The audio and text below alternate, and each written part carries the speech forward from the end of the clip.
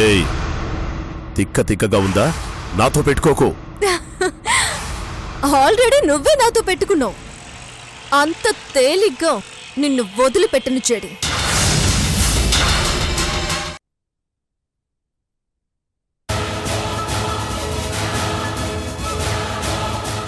లాయర్తో దిగాడేంటి? నమస్తే సార్. నమస్తే. అర్జెంటుగా రమ్మన్నారంట. అవును, నీ ఆస్తి ఎంత? ఓ 100 కోట్లుంటుందా? దాదాపు ఉండొచ్చు సార్. అయినా ఎందుకు అడుగుతున్నారు? ఆ 100కి ఇంకో 100 యాడ్ అయితే నువ్వు హ్యాపీగా ఫీల్ అవుతావా? నాకు అర్థం కాలేదు సార్.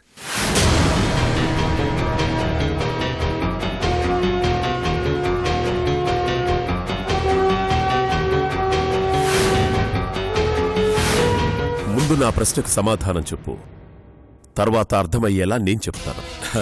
డబ్బు వస్తుందంటే ఎవరొద్దంటారు సార్, కానీ ఎలా వస్తుందనేదే నేనిస్తాను.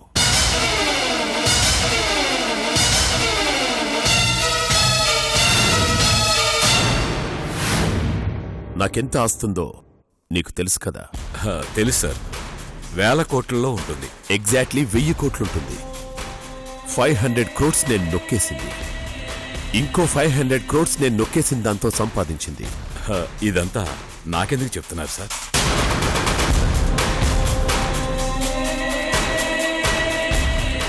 కొన్ని రోజులు మీరు సార్కి బినామీగా ఉండాలి.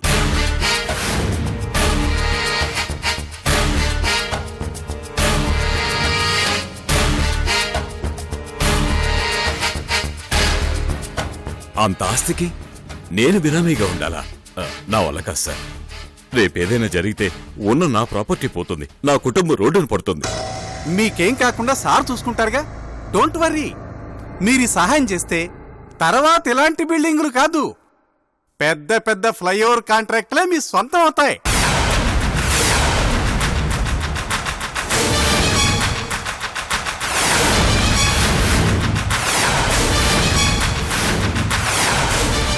లాయర్ గారు, సార్.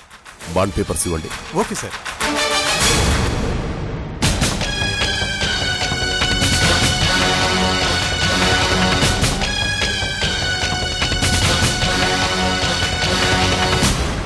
నువ్వేం ఆలోచిస్తున్నావో నాకు తెలుసు. నేను నిన్ను మోసం చేస్తానని అనుకుంటున్నావు కదా? సరే, ఇక మీదట నువ్వు నా బినామీగా ఉన్నన్ని రోజులు ప్రతి నెల నా ఆస్తిలో 1% నీ పేరు మీద ట్రాన్స్ఫర్ చేస్తుంటాను. కావాలంటే దానికోసం స్పెషల్గా ఓ బాండ్ రాసుకుందాం.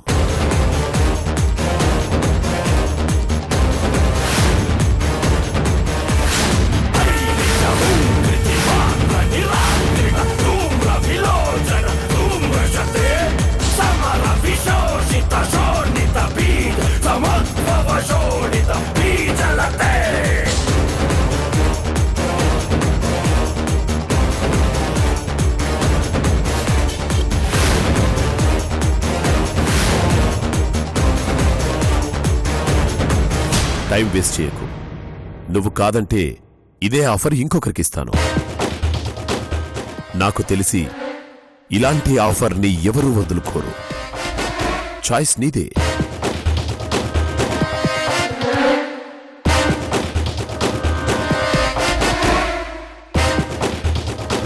లింగం బావా, పోయినసారి కాంట్రాక్ట్ ఇవ్వమని అడగడానికి వచ్చాడే, అతని పేరేంటి?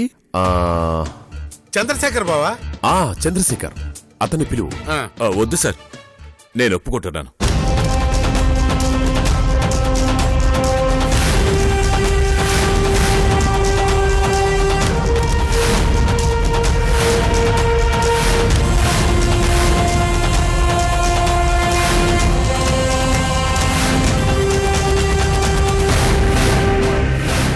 Very good. లాయర్ గారు, సిగ్నేచర్స్ తీసుకోండి. ఇంకా ఆలోచిస్తారేంటండి? పదండి పదండి చెప్తాను.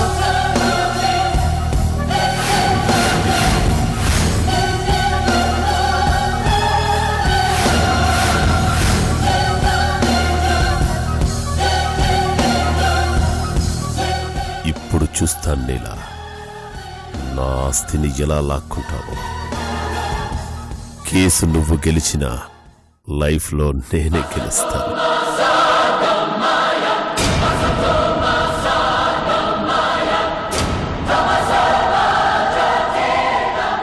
సార్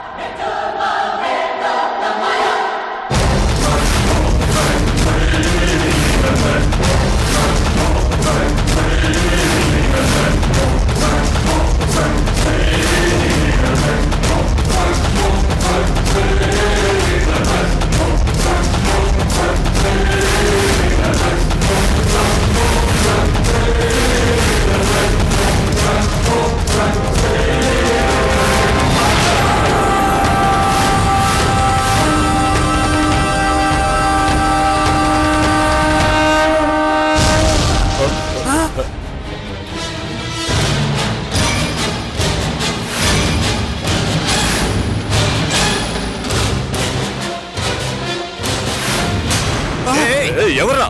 రంగం వెళ్ళి చూడరా.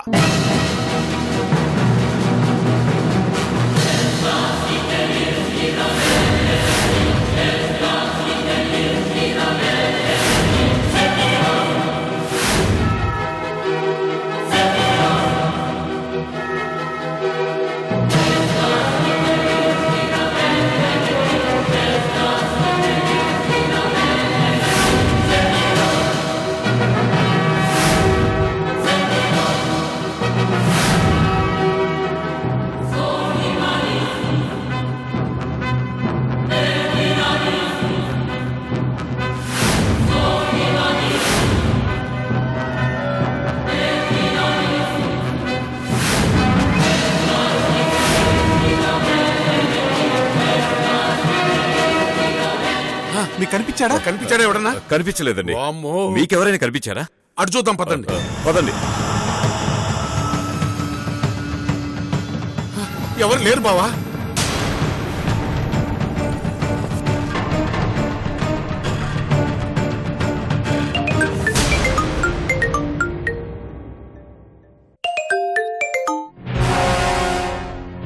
మిస్ అయిందనుకున్నావా జడి?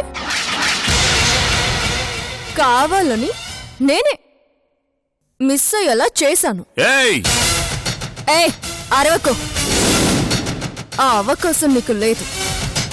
జస్ట్ విను, నువ్వు బినామీని వెతుక్కుంటున్నావు, అది నీ సేఫ్టీ కోసం. కానీ ఆ బినామీకి సేఫ్టీ ఇవ్వగలవా? ఏంటి వలేది? సింపుల్ జడి, నువ్వు ఎవరి పేరు మీద ఆస్తి రాస్తావో ఆ క్షణం నుంచి నీకు వాణ్ణి కనపడకుండా చేస్తాను. ఒక్కొక్కరుగా నీ బినామీలందరూ నీకు కనపడకుండా పోతారు. దాంతో నీకు ఫ్యూచర్ కనపడకుండా పోతుంది. ఎందుకు జడి ఈ టైంలో ఇంత వర్స్ట్ గా ఆలోచిస్తున్నావు? కొత్తగా ఏదైనా ట్రై చేయి, నన్ను సర్ప్రైజ్ చేయి. ఏయ్, నిప్పుతో చెలగాటమాడుతున్నావు. ఆ నిప్పు ఆరిపోవడానికి రెడీగా ఉంది చెడి. All the best.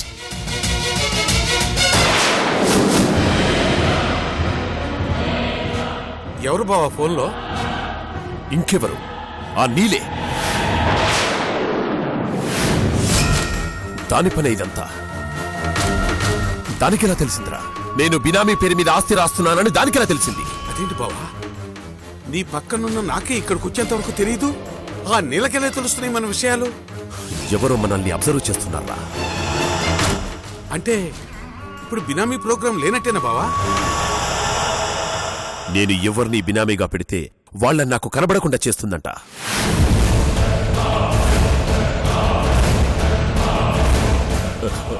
Sir sir please sir, నన్ను వదిలేండి సార్. పో. మనం ఆ నీళ్ళని ఏదో ఒకటి చేయాలి, లేకపోతే అలాంటివి జరుగుతూనే ఉంటాయి సార్.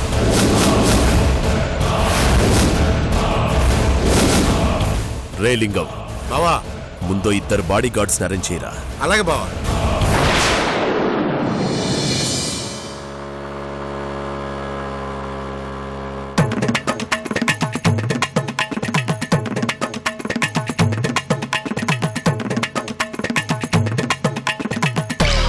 అమ్మో అడుగు పెట్టాలంటేనే ఆందోళన పడుతుంది మనసు. క్రితంసారి చేసిన కిరాతకం తలుచుకుంటూనే ఒళ్ళు వణికిపోతుంది. కానీ తప్పదు, కటాక్షం మీద కాంక్ష చంపుకోలేకపోతున్నాను. ఊరి మొత్తంలో పెద్ద మొత్తంలో సంభావనిచ్చే ఏకైక కొంప ఇదే, వదులుకోలేదు.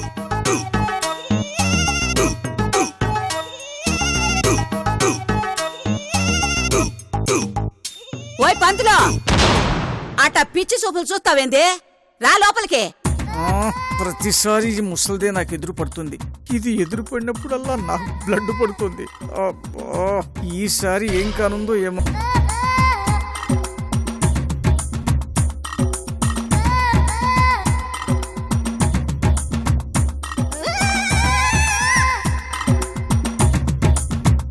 చూడండమ్మా వజ్రమ్మ, ఈ మధ్య మీ సంబోధన సంభాషణ నాకేమి నచ్చట్లేదమ్మా. చాలా హార్ష్గా ఉంటున్నాయి.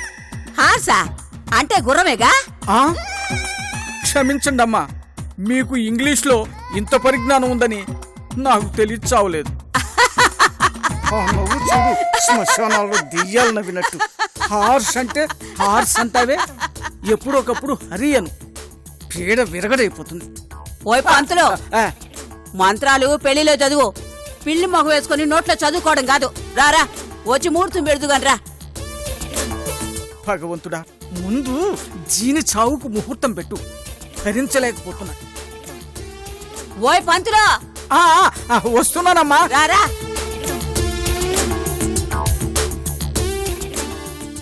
అమ్మా, దుర్గమ్మని, రఘురాం గారిని, అమ్మాయిని అబ్బాయిని పిలిస్తే నా పని ముగించుకొని వెళ్తాను.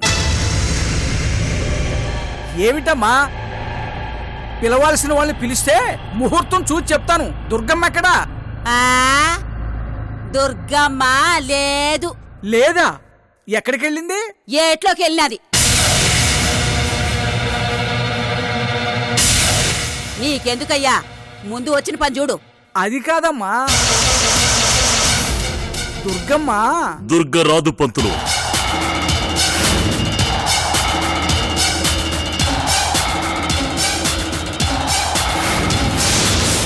నాతో తెగదెంపులు చేసుకుని వెళ్లిపోయినది. ఏమిటి? గౌరీ శంకరులు విడిపోవటమా? ఇది సాధ్యమా రఘురాం గారు? ఏమిటండి ఇది? మీరు నాతో తమాషా చేయటం లేదు కదా? నేను కాదు పంతులు గారు, దుర్గే మా బంధాన్ని తమాషా చేసిపోయిండాది.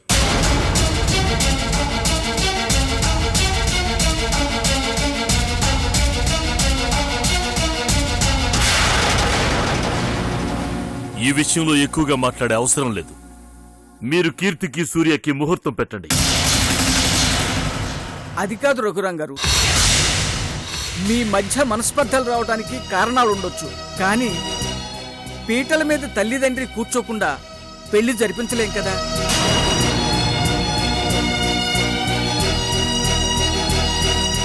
అందులోనూ సూర్యం మీకు ఒక్కగానొక్క కొడుకు. అతని పెళ్లి ఇలా జరగటం ఆయనకు ఆ పట్టింపులేం లేవు పంతులు గారు.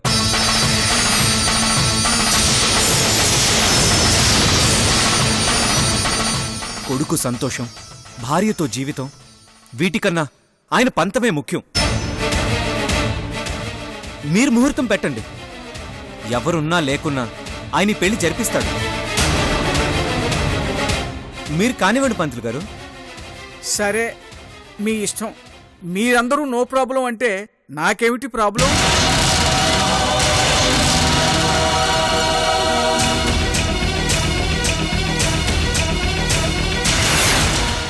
ఇదిగో పంతులు, ముహూర్తం గట్టిగా ఉండాలా, జాగ్రత్తగా చూసి పెట్టు. ఓ రూపాయి ఎక్కువ తీసుకున్నా పర్వాలేదు. ఆ రూపాయి రేపు నీ శవం మీద పారేసి చొక్కా విప్పి డాన్స్ చేస్తానే. కోడలు లేకుండా మనవడి పెళ్లి చేస్తావా? నువ్వు నరకానికేనే, డౌట్ లేదు. ఆ నవ్వు చూడు, హారర్ సినిమాలో ముసలి దెయ్యంలాగా.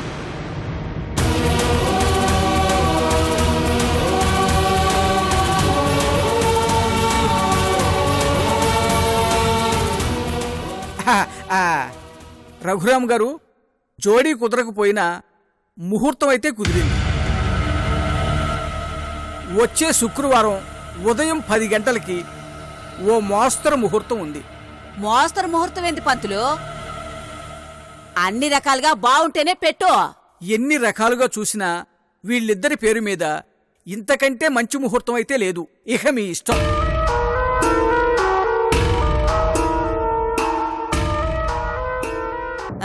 సరే, ఏదో ఒక ముహూర్తం ఏడు. ముందు వీళ్ళ పెళ్లి తొందరగా అయిపోవాలా. మీరు చేసేది పెళ్లి కాదే, సూర్యం చావు. ఇష్టం లేని పెళ్లి చేసి మీరేం బాగుపడతారే.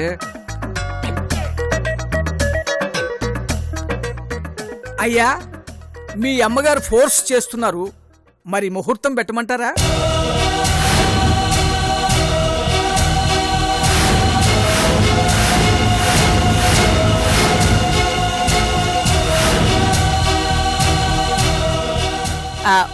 మౌనం అర్ధాంగీకారం అన్నారు. నువ్వు కాని పంతులు. సరే, అలాగే కానివ్వండి.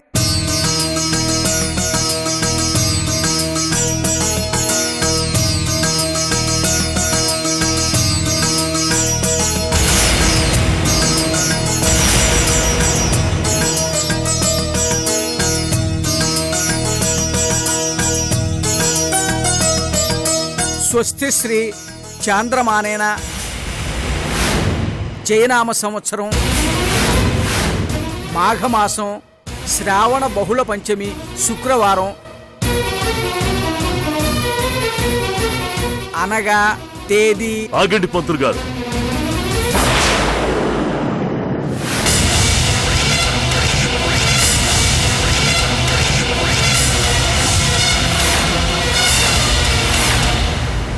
ఏమైనాదిరా? దివ్యమైన ముహూర్తం పెడతా ఉంటే అడ్డుపడతావేంది? అరిష్టం.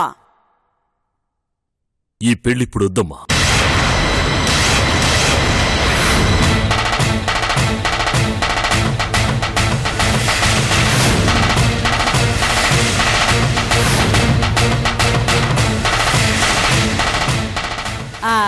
అది కాదురా.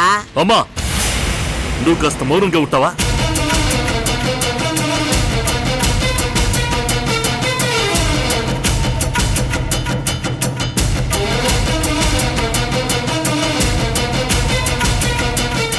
చూసిరావు వీడి ముఖం. ఇట్టా ఉన్న వీడి పెళ్లి చేసుకుంటే కీర్తి సంతోషంగా ఎట్టా ఉంటుందమ్మా? రేయ్, నువ్వు సంతోషంగా లేవని నాకు తెలుసు, కానీ పెళ్ళైతే ఆ సంతోషం నీలో అదే కలుగుతుందని నేను అనుకున్నాను. కానీ ఇప్పుడు నాకట్టా అనిపించడంలే. అందుకని పెళ్లి ఆపుతావా ఏంద్రా? పెళ్లి ఇప్పుడు ఆగిపోయిండొచ్చమ్మా, కానీ వీడికి ఏనాటికైనా కీర్తే భార్య.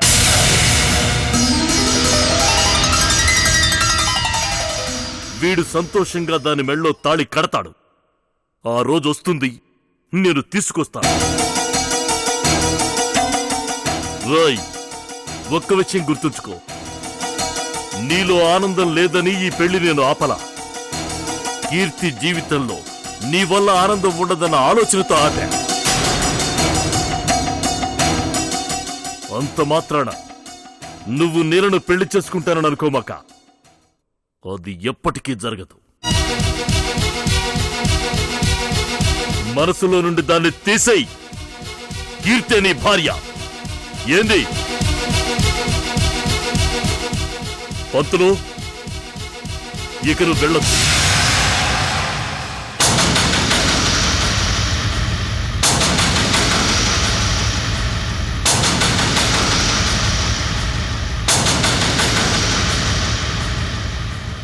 Wish you all the best నాయనా.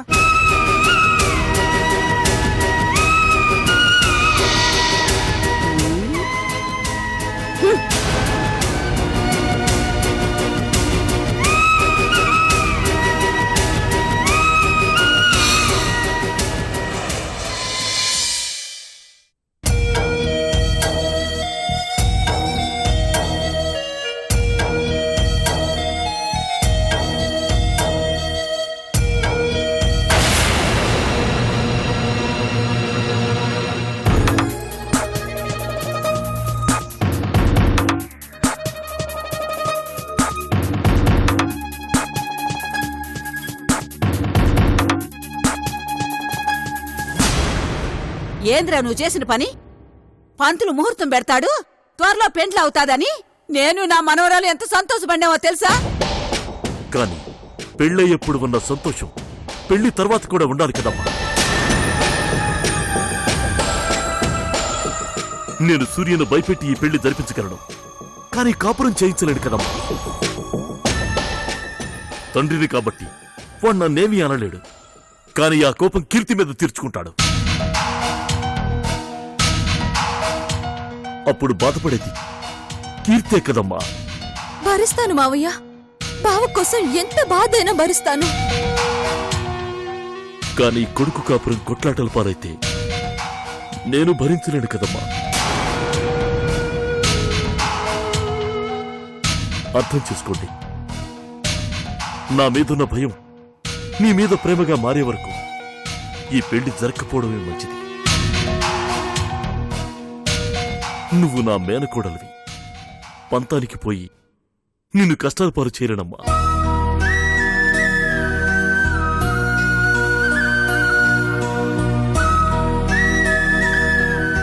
కరెక్ట్గా చెప్పారు నాన్న.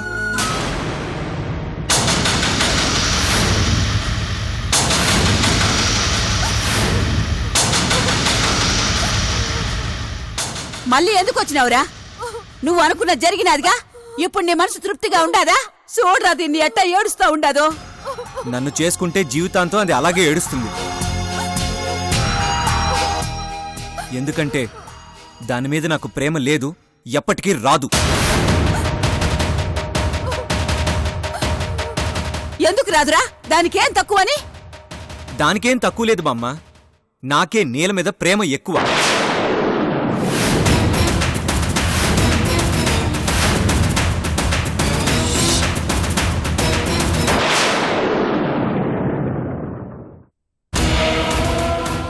కానీ ఒక్క విషయం గుర్తుంచుకున్నాను, నీల లేకుండా నాలో సంతోషం లేదు, నాకు జీవితమూ లేదు. మీరు వస్తుందనుకుంటున్న ఆనందం నాలో ఎప్పటికీ రాదు. కీర్తితో నా పెళ్లి జరగదు.